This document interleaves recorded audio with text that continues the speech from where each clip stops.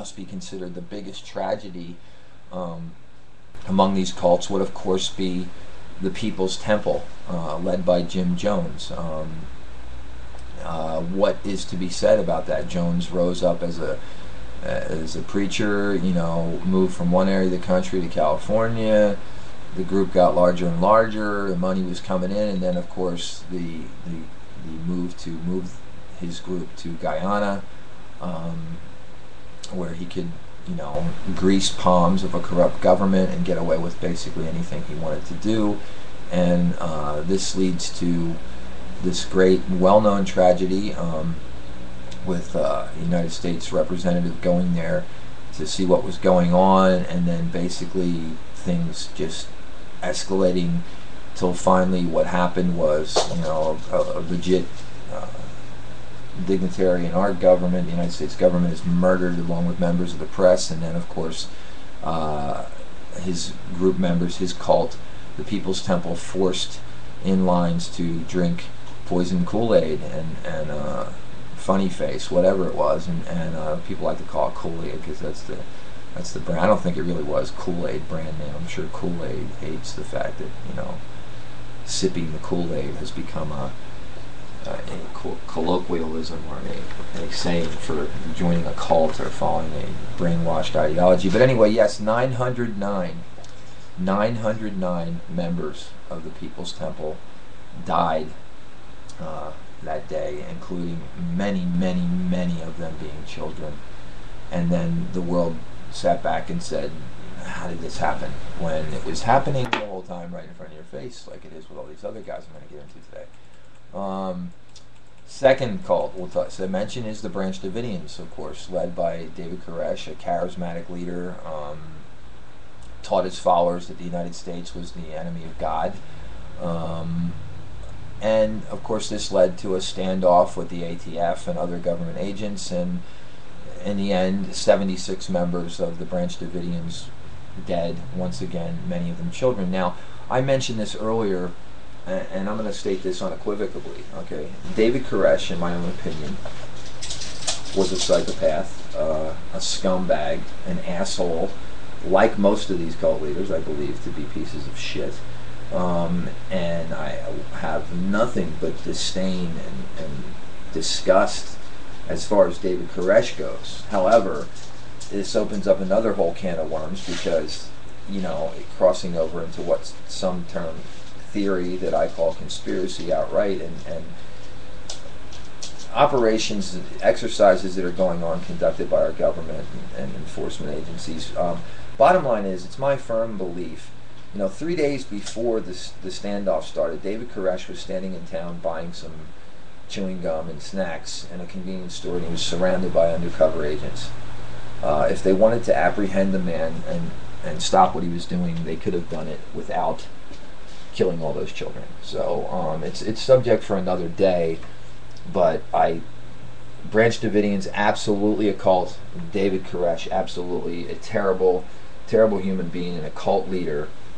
But this does not excuse the fact to me of what actually took place, because there was certainly a way to apprehend David Koresh,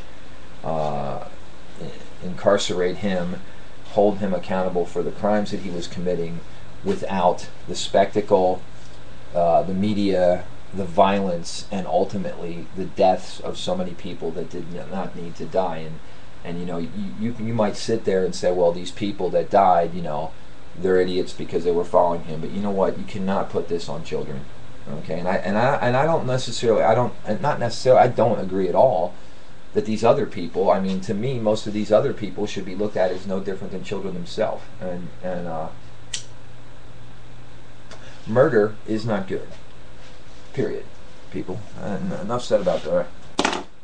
But I think that I'll say something else about it. I think the bottom line is that if, you know, people cared to not be socially lazy, and people started getting active in stopping what these groups are doing, because, and you know, I understand there's freedom of religion, other civil liberties that need to be respected, but you know, there are ways, you know, to address these situations and what are occurring. We're going to get, like I said, into some more of these guys in a minute.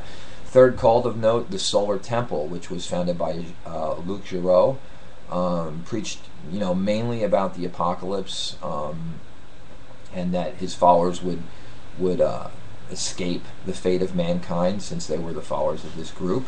They believed their only salvation was suicide, and that they were going to go to a star named Sirius.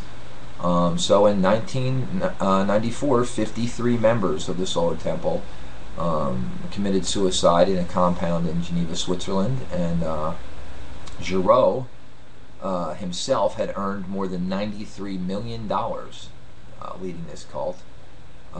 He was one of the dead found, and apparently was also on this journey to a distant star. But a thing that should be noted about Jareau is that he started out as an officer of the Gestapo during World War II. Very differentiates him from any other cult leader. So there's where he started. Fourth cult to mention, Heaven's Gate. A total doomsday cult. The followers believed in UFOs and that the earth was going to be wiped clean and recycled, and that their only way of escaping was to get off of the earth. Their leader, of course, was Marshall Applewhite. Other leader not given much in it is Bonnie Nettles. Was actually just as much a leader of that cult as Marshall Applewhite, and for some reason, I don't know if it just doesn't work for the media to say, hey, there's two people that are leading, or there's a woman that's doing this. And there are several woman cult leaders operating right now. They just are an exception to the norm. But anyway, of course, for the Heaven's Gate, this led to, in 1997, with the Hale-Bopp comet coming around, Applewhite and Nettles taught their followers there's a spaceship waiting behind the comet. And this is when they decided to drink their proverbial Kool-Aid. So 38 members of the Heaven's Gate Temple, along with Applewhite, were committed suicide, and all found dead in his beautiful home in San Diego, California in 1997.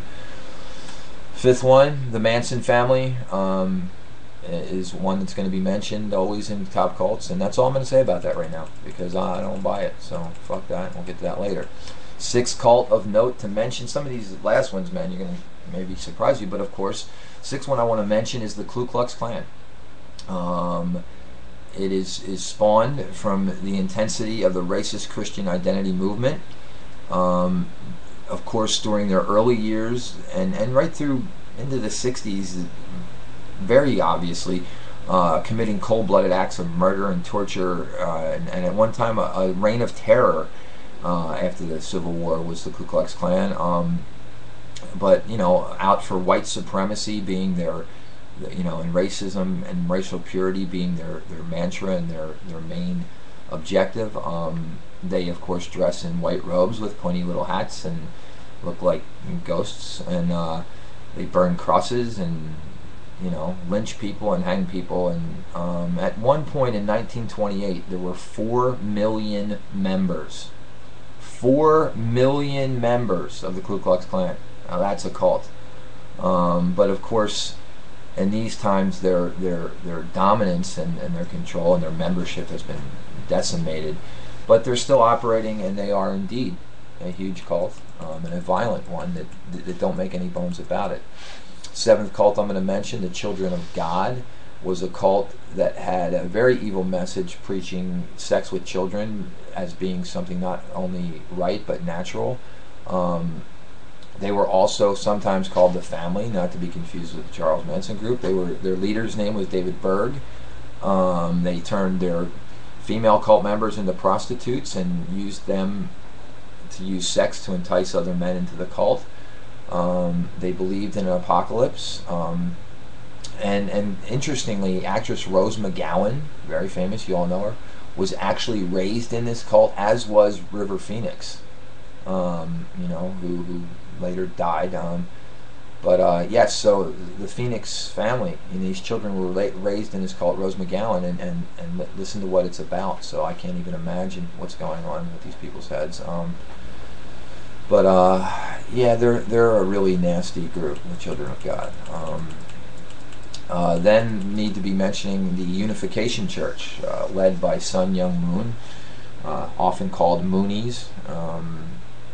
He's a second coming of Christ. I'm going to get into the Christ guys in a minute, man. I'm trying to get through this, man. I'm going to run over, guys. I'm sorry. Hey, no show last week. Cut me a break. But anyway, yeah, Moon operates out of Korea. He believes Korea is the chosen realm of the next kingdom on earth, of heaven.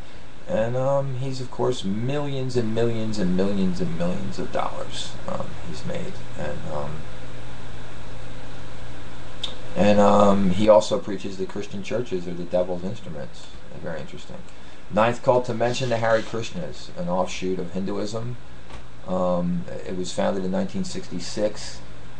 They're all over your streets. What do I got to say about them? And then, of course, 10th, and here's the one that's going to get me killed. 10th cult I'm going to mention in the top 10 cults of perception in this culture today is Scientology. Not considered a doomsday cult by many people, but guess what? It has a stronghold all over the world, and as well as many detractors and former members who've left and revealed their mind control, criminal activity, and financial devastation, and the deaths and murders of many who tried to escape Scientology. It was created, of course, by science fiction writer L. Ron Hubbard in 1947, right at La Brea and Sunset in Los Angeles, California. Here is where it was created. And it's based on the idea of clearing the thetans of outer space entities from human psyche with intense therapy sessions that rely on the use of a crude lie detector test known as the E-meter.